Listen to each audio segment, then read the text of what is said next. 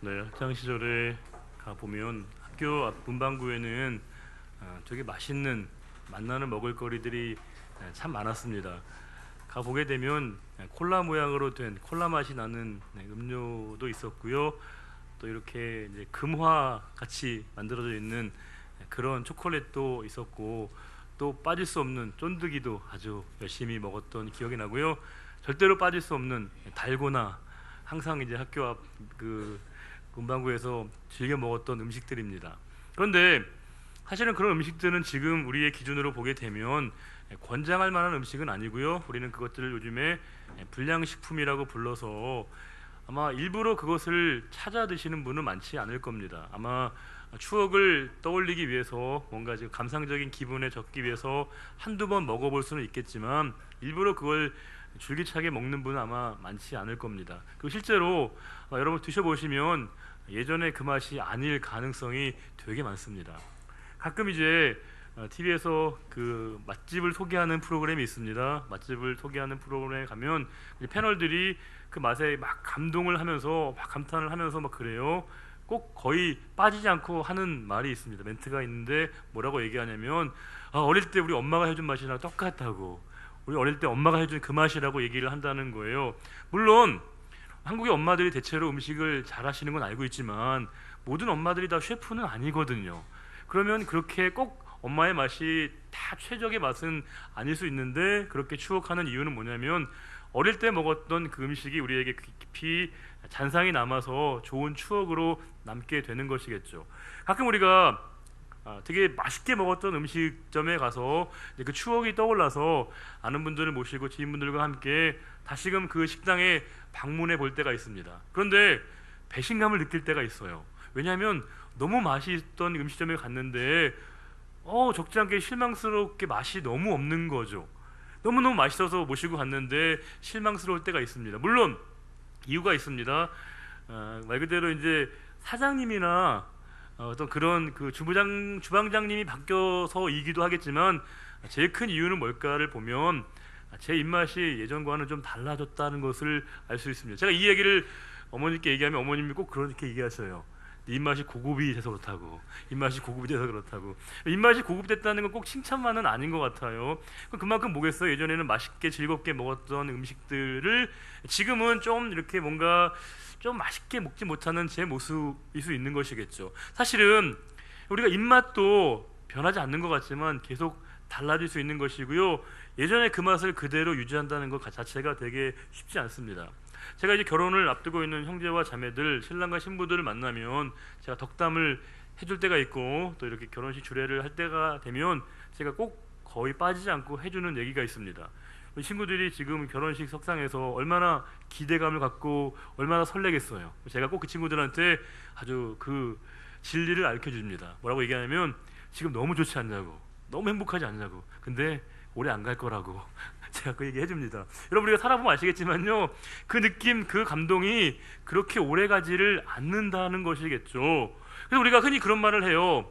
그럼 정 때문에 사는 것 같다고, 아이들 때문에 사는 것 같다고 얘기하지만 정말 우리가 정 때문에, 아이들 때문에 살아야만 되는 겁니까? 우리가 사실은 결혼 생활을 하다 보면 분명히 나도 바뀌고 또 배우자도 분명히 바뀌는 걸 우리가 인식을 해야 되는데 막상 우리는 그 변화를 감지하지 못할 때가 많고 우리의 기대치가 말 그대로 늘 똑같아서 서로에게 조금 마음이 언짢아지는 순간들도 우리에게 만나게 되는 것이겠죠. 제가 그 결혼 앞두고 있는 신랑과 신부들에게 꼭 얘기하는 게 뭐냐면 결혼식을 준비할 때 결혼식에 대한 관심도 중요하지만 결혼 생활에 대한 얘기를 훨씬 더 밀도 있게 많이 해야 된다고. 결혼식은 물론 중요하지만 결혼식을 예쁘고 아름답게 하는 것보다 훨씬 더 중요한 건 앞으로 우리가 어떻게 살아갈지에 대한 대화를 훨씬 더 많이 하는 게 좋지 않겠느냐라고 하는 얘기를 제가 많이 하거든요. 왜냐하면 사람은 다 달라질 수밖에 없는 겁니다. 사람은 미묘하겠지만요, 끊임없이 사람들은 처음에 그 모습과 상태가 유지가 되는 게 아니라 달라질 수밖에 없는 것이겠죠. 그게 사실은 우리의 정직한 모습일 수밖에 없다는 겁니다. 우리가 사람은요, 가장 편안한 자세라고 생각되는 그 자세를 10분 이상 지속하기가 어려운 존재가 바로 사람입니다. 여러분 지금 누워 계시면 되게 편할 것 같죠? 누워 설교 들으면 되게 편하실 것 같죠. 그런데 막상 누워 있게 되면요, 가만히 누워 있는 것보다 불편한 게 없다는 거예요. 끊임없이 몸을 이렇게 바꿔줘야 된다는 겁니다. 제가 가끔 보게 되면 가장 살면서 어려운 순간 가운데 하나가 어떤 때냐면 이렇게 이제 뭔가 좀 감정이 서로 간에 어긋났을 때 잠자는 척 하는 게 되게 어렵더라고요. 잠자는 척 하는 게 너무 힘든 거예요. 잠자면서 눈을 뜰 수는 없잖아요. 잠자면서 숨을 크게 쉴 수가 없잖아요. 그래서 굉장히 그걸 참으면서 굉장히 뭔가 이렇게 절제해야 되는 게 되게 어렵더라고요. 가끔 우리가 방송 보게 되면 드라마나 영화에서 단역 되신 분들이 가장 어려운 역할이 뭐냐면요, 죽는 연기를 한다는 겁니다. 죽는 연기를 하는 게 되게 어렵다는 거예요. 왜냐하면 죽은 사람은 어떻게 해야 돼요? 가만히 있어야 되거든요. 근데 이제 가끔 이제 단역 맡은 분들을 방송에서나 카메라가 딱 비추게 될 때 순간적으로 그분들이 눈이 약간 바르르 떨릴 때가 있어요. 얼마나 힘들겠습니까? 제가 보면서 참 먹고 사는 건 쉬운 일이 아니다, 그런 생각을 해보거든요. 왜냐하면 가만히 머물러 있고 그 상태를 그대로 유지하는 게 대단히 어렵다는 겁니다. 제가 자세를, 태도만을 얘기하는 게 아니라 더 나아가서 우리 인생 전체를 보아도 가장 어려운 게 뭐냐면 일관성을 유지하는 것, 대단히 어렵다는 겁니다. 내가 예전에 그 상태, 그 모습을 그대로 견지하는 게 너무나 우리에게 어렵게 여겨질 때가 있다는 것이겠죠. 성경 보시게 되면 예수님을 제외하고 그 누구도 일관성 있는 모습을 보이는 성경에 있는 그 누구도 없다는 겁니다. 우리가 한 명 한 명을 따져보게 되면 뭐 아브라함이든지 다윗이든지 모세이든지 베드로이든지 한 사람 한 사람의 면면을 보게 되면 처음엔 안 그랬는데 달라지고 아쉬운 모습을 우리가 보이게 되어지게 될 때 사람은 원래 그런 건가? 사람은 원래 그럴 수밖에 없는 건가? 라고 하는 실망감을 우리가 갖게 될 때가 있습니다. 어느 교회나 교회가 처음 개척될 때는요, 느낌이 다릅니다. 여러분과 제가 처음 신앙생활 했을 때를 한번 생각해 보시면 아마 많은 것들이 떠올 겁니다. 우리가 흔히 얘기하는 것처럼 처음 예배를 드렸을 때, 처음 은혜를 받았을 때 그 순간에 여러분 우리의 마음이 어떠했습니까? 설레는 마음과 기대하는 마음이 얼마나 우리에게 뜨거웠습니까? 근데 우리가 지금은 어떤 것 같습니까? 지금 우리의 모습은 어떤가요? 많은 교회들이 처음에 교회가 개척되었을 때는 당연히 뜨거울 수밖에 없고요, 당연히 그때는 물불을 가리지 않고 모든 봉사와 섬김에 참여하게 되어 있습니다. 그래서 일정한 시간이 흐르면 다 그 시간을 추억합니다. 그때는 그랬다고, 그때 너무 좋았다고. 그런데 우리가 교회 역사가 증명해내는 것처럼 교회가 안정화되고 또 제도화되게 되고 일정한 규모를 갖추게 되면 그 신앙의 모습을 그대로 유지하는 것 자체가 쉽지 않다는 것을 우리가 교회 역사가 증명해내고 있다는 겁니다. 즉 우리가 쉽게 얘기하면요, 영적인 긴장감이 우리들에게 사라지게 되는 것이고요, 이 뭔가 영적 탄력이 우리들에게 유연성이 사라져가는 것 같은 느낌을 받을 때가 있다는 겁니다. 이게 우리의 자연적인 현상으로만 우리가 이것을 받아들여야 되는 건가? 라고 하는 질문 앞에 선다는 것이겠죠. 저는 우리 교회를 위해서 여러 기도하지만 제가 가장 많이 기도하는 것 중에 하나가 뭐냐면, 하나님 우리가 더 건강한 교회가 되기를 원합니다라고 하는 기도를 참 많이 하거든요. 건강한 교회가 된다는 게 뭐겠어요? 우리가 건강한 영혼들이 있는 교회가 되는 건데, 건강하다는 게 뭡니까? 건강하다는 건 영적인 탄력을 갖는 것이거든요. 유연성을 갖는 거예요. 우리가 어느 순간부터 굳어지고 딱딱해질 때 우리가 그것이 심각한 우리가 건강에 문제가 생겼다는 인식과 자각이 필요한데, 우리는 지금 변함없는 예배를 드리고 변함없이 찬송을 드리고 변함없이 하나님 앞에 우리가 봉사와 섬김을 하다 보면 내 마음과 영혼이 이렇게 뭔가 굳어져 있고 딱딱해진 순간에 대한 자각이 우리들에게 점점점 약화될 수가 있다는 겁니다. 그럴 때 우리가 돌이켜봐야 될 우리의 말씀, 오늘 말씀 보시게 되면 타산지석으로 삼아서 우리가 늘 어떤 마음의 상태를 유지해야 되는 것인가에 관해서 굉장히 중요한 도전을 줄 수 있는 그런 말씀입니다. 오늘 본문에는 한 사람이 등장하는데 그의 이름은 바로 히스기야라고 하는 남유다의 13번째 왕입니다. 우리가 이스라엘이 북이스라엘과 남유다로 갈라지고 난 이후에 여러 왕들의 면면이 쭉 나오는데 성경에서 그 왕들에 대한 평가는 그렇게 호의적이지 않습니다. 대체로 그 왕에 대한 평가가 박한데, 특별히 이제 그 남유다의 여러 왕들에 대한 평가도 그렇게 긍정적이지 않는데, 이 다윗을 닮은, 다윗과 마찬가지로 하나님을 경외하는 두 명의 위대한 왕을 성경은 이야기하고 있는데 그들이 누구냐면 바로 히스기야와 또 한 명의 왕은 요시야라고 하는 왕이 있다는 겁니다. 오늘 본문에는 히스기야를 소개하고 있다는 겁니다. 왜 히스기야가 그렇게 성군 중에 성군으로 이스라엘 민족 가운데 그렇게 도드라지게 되었을까를 우리가 말씀을 통해서 확인할 수 있다는 것이겠죠. 우리가 말씀 보시게 되면 18장 열왕기하 18장 보시게 되면 2절에서 4절에 이런 말씀이 있습니다. 그가 왕이 될 때의 나이가 25세라 예루살렘에서 29년간 다스리니라. 그의 어머니의 이름은 아비요 스가리아의 딸이더라. 히스기야가 그의 조상 다윗의 모든 행위와 같이 여호와께서 보시기에 정직하게 행하며 그가 여러 산당들을 제거하며 주상들을 깨뜨리며 아세라 묵상을 찍으며 모세가 만들었던 놋뱀을 이스라엘 자손이 이때까지 향하여 분향함으로 그것을 부수고 느수단이라 일컬었더라. 한마디로 얘기하면 뭐 했다는 거죠? 우상을 척결 제거하고 하나님 중심의 신관을 그들이 회복했다 라고 하는 겁니다. 그러면서 그 히스기야에 대한 성경의 평가가 5절에서 7절에 나오고 있습니다. 같이 한번 읽어보겠습니다. 히스기야가 이스라엘 하나님 여호와를 의지하였는데 그의 전후 유다 여러 왕 중에 그러한 자가 없었으니 곧 그가 여호와께 연합하여 그에게서 떠나지 아니하고 여호와께서 모세에게 명령하신 계명을 지켰더라. 여호와께서 그와 함께 하심에 그가 어디로 가든지 뭐예요? 형통하였다. 이게 히스기야에 대한 성경의 평가라고 하는 겁니다. 얼마나 대단한 왕입니까? 거기에 그치지 않습니다. 히스기야 시대에 가장 강력한 왕국이 등장하게 되는데 그것이 바로 아수르라고 하는 제국입니다. 아시리아 제국이 남유다를 침공하게 됩니다. 말 그대로 이제 도저히 그들이 한거불능의 상태에 놓이게 된 겁니다. 그들이 맞설 수 있는 상황이 아니에요. 그때 히스기야가 하나님 앞에 결사항전의 태도를 가지면서 하나님 앞에 기도를 드리게 됩니다. 그리고 놀랍게도 하나님이 그 기도에 반응을 하십니다. 이때 아수르 군대가 18만 5천 명이 침공을 하게 되는데 하루아침에 하나님께서 그들 모두를 다 정리해 주시게 됩니다. 우리 19장 35절에 이런 말씀이 있습니다. 이 밤에 여호와의 사자가 나와서 아수르 진영에서 군사 18만 5천 명을 친지라. 아침에 일찍 일어나 보니 뭐예요? 다 송장이 되었더라. 그들이 싸워서 이긴 게 아니라 하나님이 도우셔서 한 방에 이 싸움을 정리하신 겁니다. 이 히스기야가 이런 사람이었다는 거예요. 거기에 머무르지 않습니다. 20장 보시게 되면 히스기야가 병이 듭니다. 중병이 듭니다. 나을 수 없는 병이 들었다는 것을 20장 1절에 이사야를 통해서 히스기야에게 전달됩니다. 그때 이 히스기야가 2절과 3절에 어떻게 기도하냐면 그 얼굴을 벽으로 향하고 통곡하는 마음으로 하나님 앞에 간절하게 기도했다는 말씀이 2절과 3절에 나오고 있습니다. 그 히스기야의 기도에 대해서 하나님이 4절부터 6절 보시게 되면 두 가지 단어로 나오는데 그의 기도를 들으셨고 내가 너의 눈물을 보았다라고 하나님이 말씀하신다는 거예요. 그럼 뭐겠습니까? 하나님이 그의 상황에 함께 하시고 기도를 들으신 거잖아요. 그 기도에 하나님이 응답하셔서 히스기야가 무려 15년을 더 살게 됩니다.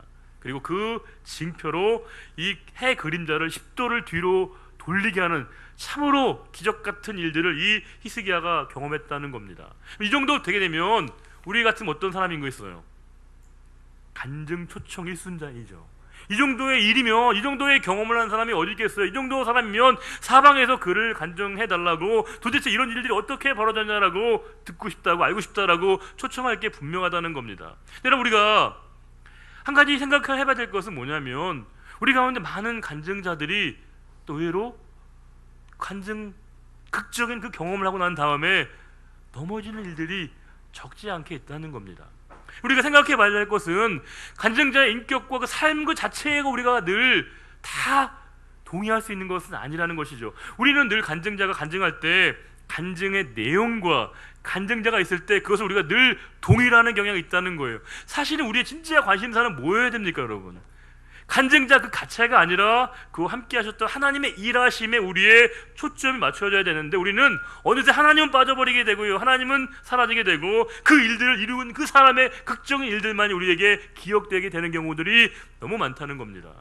설교도 마찬가지입니다. 그럼 제가 말씀 전하면서 제가 책임 회피하려고 하는 거 아니에요.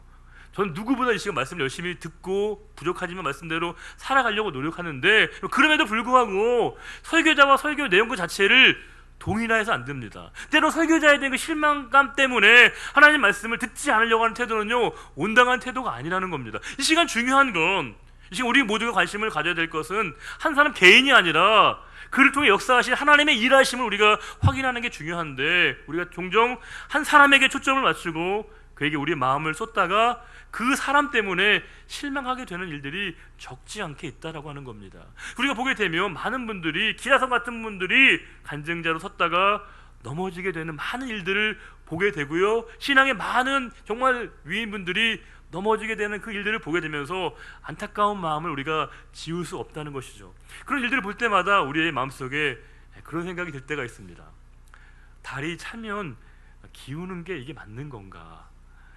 우리가 어떤 일들이 반복적으로 벌어질 때 우리가 그 일들을 뭐라고 하냐면 그 배후에 원리와 법칙이 지배하고 있다고 얘기합니다. 우리가 원리와 법칙은 자연 세계만 존재하는 게 아닙니다. 자연 질서에도 법칙과 원리가 있지만 우리가 그 살아가는 삶에도 우리가 보이지 않는 많은 원리와 법칙이 있다는 거예요. 우리가 그 원리와 법칙을 잘 파악하고 있어야 나의 삶에서 벌어진 일들을 정확하게 해석할 수 있다는 거예요. 해석할 뿐만이 아니라 그 온전한 해석을 통해서 나에게 벌어지고 있는 일들을 내가 온전하게 대처하고 대응할 수 있는 길이 생겨나게 된다는 겁니다. 우리가 이 올바른 그 분석과 판단을 통해서 그 원리와 그 규칙을 우리가 파악하는 게 중요한데, 지금 말씀 보시게 되면 이 정말 기라성 같은 기적했던 이 기적을 보여줬던 이 히스기야, 우리 같으면 어떻게 했겠어요?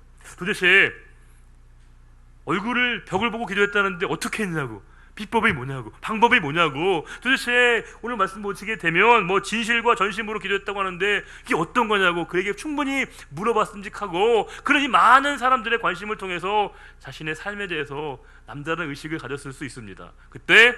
바로 그때 바벨론의 사절단들이 이 히스기야를 방문하게 됩니다. 당대 최고의 강대국은 아수르였는데 바벨론 제국의 사절단들이 이 히스기야를 방문했다고 되어 있습니다. 이유는 뭐겠어요? 그를 위로하기 위해서 방문한 건데 갑자기 이 히스기야가 난데없는 행동을 하게 됩니다. 뭐냐면 갑자기 그 사절단들에게 여기 와보라고, 그러면서 자기의 무기 창고를 다 보여주고요, 보물 창고를 다 그에게, 사절단들에게 보여주게 됩니다. 그 이유가 뭐겠어요? 나 이런 사람이라고, 나 이 정도 사람이라고. 이건 다른 말로 얘기하면 정치적인 포석이죠. 지금 이 히스기야의 관심은 신흥 강대국이었던 이 바벨론의 힘을 동원해서 아수르와 맞서고자 하는 마음이 있었던 거죠. 다른 말로 얘기하면 자신의 정치적인 기반을 보다 더 공고히 하고자 하는 열망을 가졌는데, 그 실질적인 자신에게 도움을 줄 수 있었던 힘이 바로 이 바벨론이라 생각되었고, 대등한 관계를 맺으려면 우리도 이 정도 산다, 이 정도 된다라고 하는 것을 보여줌으로 말미암아 조약을 위한 하나의 선결 조건을 그가 이렇게 요구하게 된 것이겠죠. 그러나 여러분 생각해 보시게 되면 지금 하나님께서는 이 히스기야에게 늘 함께 하셨고, 지금껏 이 히스기야의 승리는 그의 개인적인 능력과 역량에 의해서 그가 승리한 게 아니었거든요. 돈에, 물질에 힘이 있어요, 없어요? 돈에는 힘이 있어요. 돈에, 물질에 힘이 있어요. 그래서 우리가 경제력이라고 얘기를 하죠. 권위와 권세에 힘이 있어요. 권력이라는 게 있습니다. 우리가 배우는 것도 지력이라고 해서 힘이 있어요. 우리가 보여지는 모든 힘에는요, 그 힘을 통해서 우리가 확인하게 되는 게 있습니다. 그 힘이 얼마나 사람에게 영향을 미치는지 알 수 있죠. 우리가 힘에게 매혹되는 이유가 뭐냐면, 매료되는 이유는 뭐냐면 그 힘이 현실적으로 우리에게 보인다는 거예요. 그 힘을 통해서 뭔가 영향이 나타나게 되고 우리가 좌우될 수 있다는 것을 우리가 알고 있거든요. 그러나 분명히 깨달아야 될 것은, 우리는 이 모든 힘은 우리가 이용해야 될 힘이지 의지할 힘은 아니라는 것입니다. 우리가 이용해야 될 대상과 선용해야 될 대상과 우리가 의지해야 될 대상을 헷갈려 할 때가 많다는 거예요. 이 모든 힘은 하나님의 일들을 위해서 그들이, 우리가 모두가 다 선용해야 될 대상이고, 궁극적으로 우리가 의지하고 바라보고 신뢰해야 될 대상은 바로 누구밖에 없다는 거예요. 하나님밖에 없어야 되는데 히스기야는 잠시 그 사실을 망각을 하게 된 겁니다.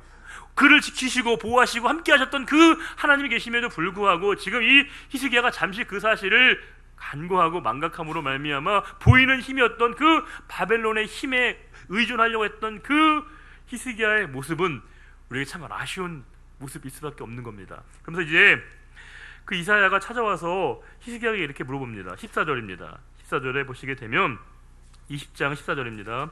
선지자 이사야가 히스기야 왕에게 나와 그에게 이르되 이 사람들이 무슨 말을 하였으며 어디서부터 왕에게 왔나이까? 히스기야가 이르되 먼 지방 바벨론에서 왔나이다 하니, 지금 이 이사야의 질문에 대해서 히스기야가 바른 대답을 한 거예요, 아니에요? 정확한 대답을 한 게 아니죠. 어디서 왔냐에 관심이 아니라 뭐예요? 그들이 무슨 말을 했느냐를 물어봤는데 거기에 대해서 이 히스기야가 대답하지 않습니다. 그러면서 15절에 같이 한번 읽어보겠습니다. 이사야가 이르되 그들이 왕궁에서 무엇을 보았나이까 하니 히스기야가 대답하되 내 궁에 있는 것을 그들이 다 보았나니 나의 창고에서 하나도 보이지 아니한 것이 없나이다 하더라. 한 나라를 책임지는 국정 최고 책임자가 할 수 없는 얘기를 한다는 거죠. 나는 그들에게 내 있는 걸 다 보여주었다라고 마치 자랑 삼아 이야기하고 있는 그 히스기야의 모습은 우리에게 많은 것을 생각나게 한다는 것입니다. 히스기야가 이렇게 넘어질 수밖에 없었던 이유를 보면서 우리는 참 서글픈 생각이 들죠.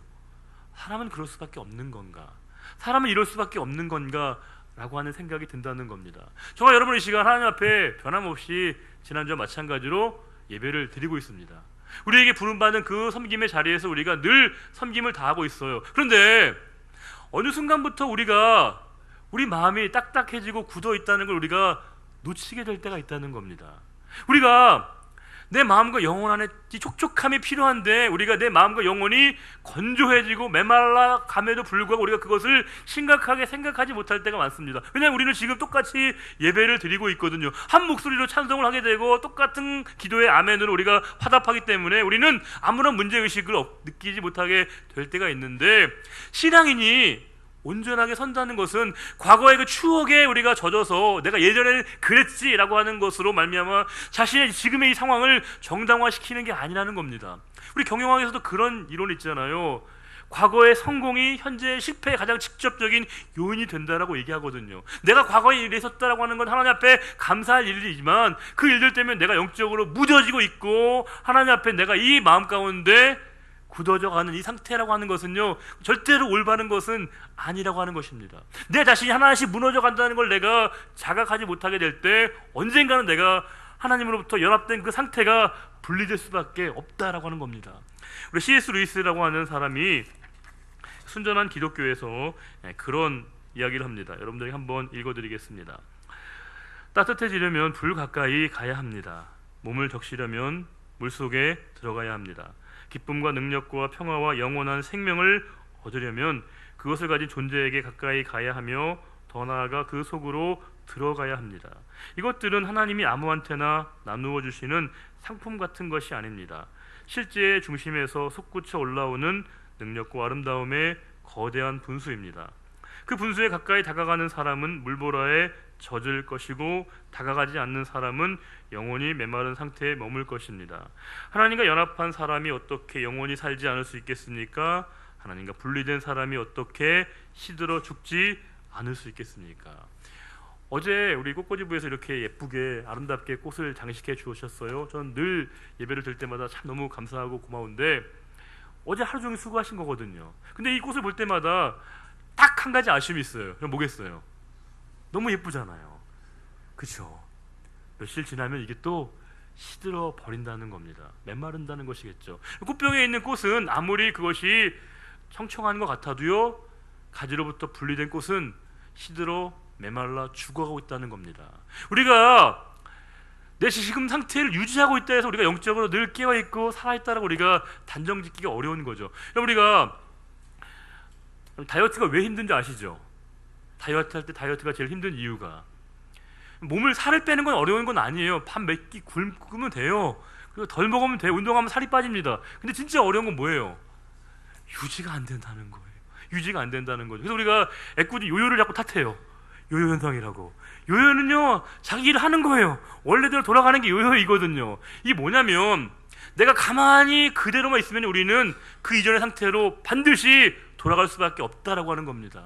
우리가 새로운 도전과 새로운 갱신이 우리에게 나타나지 않게 되면 우리는 똑같은 일들을 하고 있는 것 같지만 우리는 알지 못하는 사이에 과거의 모습 그대로 돌아갈 수밖에 없다는 것이겠죠. 여러분이 저와 여러분이 이 시간 예배를 드릴 때 만약에 우리가 이 시간 드리는 주일 예배가 우리에게 별다른 긴장감과 별다른 노력 없어도 예배를 드리는데 문제가 없다면요, 다른 예배에 대한 도전이 필요하다는 겁니다. 그 예배 말고 또 다른 예배를 통해서 나의 안에 영적인 긴장감과 새로움으로 말미암아 깨어있는 그 태도가 우리에게 필요하다는 거예요. 근데 봉사와 섬김에서 내가 늘 익숙해왔고 해왔던 그 봉사의 차원에 내가 머물러 있다면, 그게 내가 별다른 긴장감이 없다고 한다면요, 또 다른 우리 영적인 자극이 필요하다는 거예요. 어떤 분은 그렇게 얘기하셔요. 한 자리에 오랫동안 있는 거 전문성이죠. 교회는 전문성 중요하지만 교회는 전문가가 일하는 곳이 아닙니다. 교회는 뭐예요?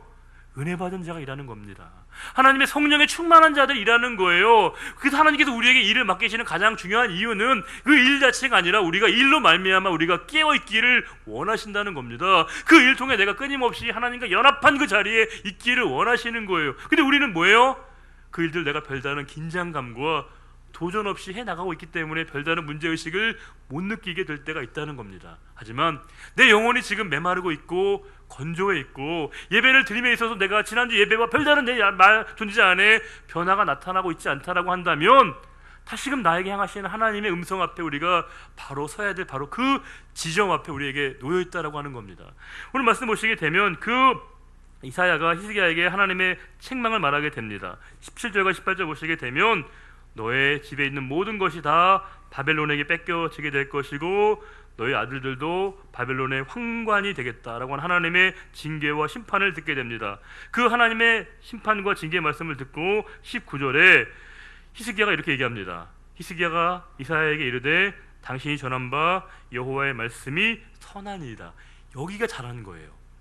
히스기야는 지금 이 이사야의 책망을 듣고 돌이키게 된 겁니다. 하나님의 도우심과 하나님의 인자하심을 그가 인정했다는 거예요. 성경에 보게 되면 죄를 짓지 않은 사람이 의인이 아니라 뭐라는 거예요? 회개한 사람이 성경은 우리들에게 의인이라고 얘기하고 있다는 겁니다. 탈무드에 보면 그런 얘기가 있다는 거예요. 인간을 6일째 하나님이 창조하셨잖아요. 탈무드에 보면 그런 말씀이 있습니다. 왜 하나님이 인간을 6일째 창조하셨는가, 그 의미가 뭔가를 설명할 때 저도 예전에 그렇게 이해했어요.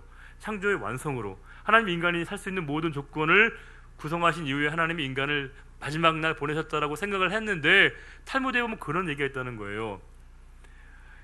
모든 존재보다 그 모든 존재보다 인간이 가장 나중에 창조됐다고 하는 것은 인간이 그 모든 창조의 존재 앞에 겸손해야 된다는 거죠. 우리보다 모두 다 앞선 존재라는 거예요. 우리는 선줄로 생각하는 자는 뭐라는 거예요? 넘어질까 조심하라는 말씀은 끊임없이 내가 하나님 앞에 깨어있고 열려있고 새로운 영적인 도전을 받지 않으면 누구나 다 그 상태로 환원될 수밖에 없다는 것이 하나님이 우리에게 주신 영적인 도전이고 새로운 하나님 말씀이라고 하는 겁니다. 한 가지 더 소개하면 탈무드에 보면 그런 말씀이 있습니다. 진실은 무거운 것이기 때문에 젊은이들만이 그것을 들 수 있다라고 하는 말씀이 있습니다. 생각해 보게 되면 젊다는 건 물리적이고 생물리적인 나이를 얘기하는 게 아니겠죠. 끊임없이 우리가 새로운 생각과 새로운 마음을 갖지 않게 되면 진실을 진실로 대면할 수 있는 용기를 갖는 게 쉽지 않다는 겁니다. 우리 이 말씀을 조금 더 우리식으로 해석하면 이런 거죠. 우리 진리입니다. 우리 진리 앞에 서 있습니다. 우리가 진리를 진리로 살아내려면, 진리를 진리로 경험하려면 우리가 뭐예요? 끊임없이 영적으로 새로워져야 된다는 것이죠. 우리 속사람이 날마다 깨어 있어서 우리가 거듭나고 새로워질 때만이 우리가 진리를 진리로 받아들이고 진리를 진리로 살아낼 수 있는 그 용기를 우리가 갖게 된다는 겁니다. 하나님 오늘도 예배 가운데 저와 여러분을 불러주셨습니다. 혹시 우리와 저와 여러분의 마음이 영혼이 이렇게 뭔가 굳어져 있는 부분이 있다면 다시 우리가 말씀 앞에 도전을 받아야 되는 것이겠죠. 우리가 오늘 설교 제목이 뭐예요, 여러분? 주마 가편. 뜻이 뭐예요, 여러분? 달리는 말에 채찍을 가한다는 것이. 달리는 말에 채찍을 왜 가해요? 서 있는 말에 채찍을 가면 얘가 달려들어요. 공격을 해요.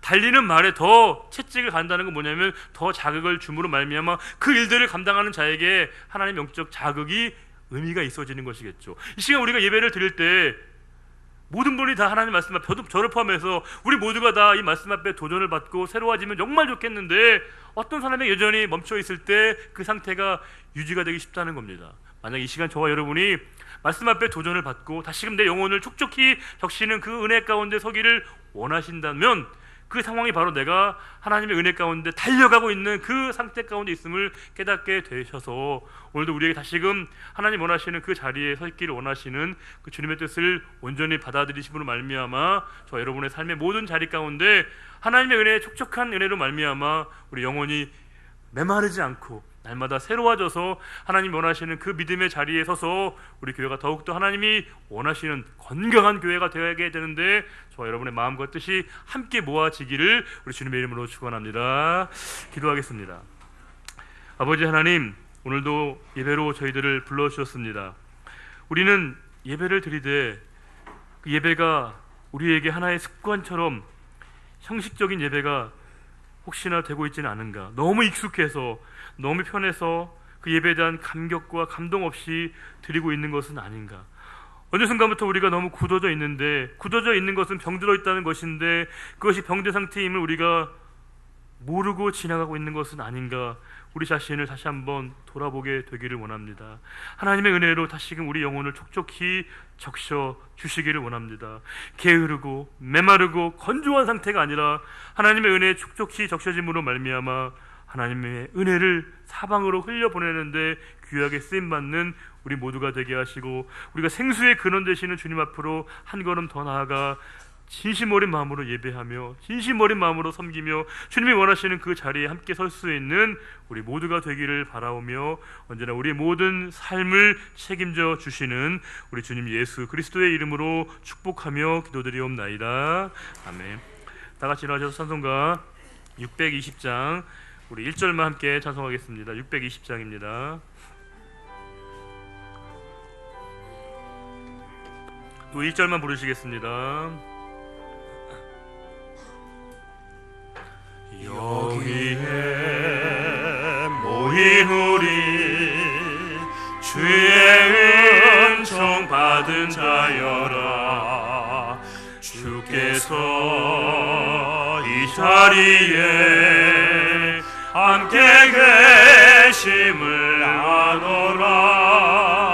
언제나 주님만을 찬양하며 따라가리니 시험을 당할 때도 함께 계심을 믿노라. 이 믿음 더 굳세라. 주가 지켜주신다. 어둠 밤에도 주의 밝은 빛 인도하여 주신다. 여호와는 내게 복을 주시고 너를 지키시기를 원하며, 여호와는 그의 얼굴을 내게 비추사 은혜 베푸시기를 원하며, 여호와는 그 얼굴을 내게로 향하여 드사 평강 주시기를 원하노라. 이제는 우리 주 예수 그리스도의 은혜와 하나님 아버지의 그 크신 사랑의 주심과 성령님의 참된 위로와 소망 주심이 오직 하늘의 위로를 덧입어 하나님이 원하시는 그 믿음의 자리에 서기로 다짐하는 우리 거룩한 믿음의 결단과 고백 위에 이제로부터 영원히 함께하여 주시기를 간절히 축원하옵나이다. 아멘.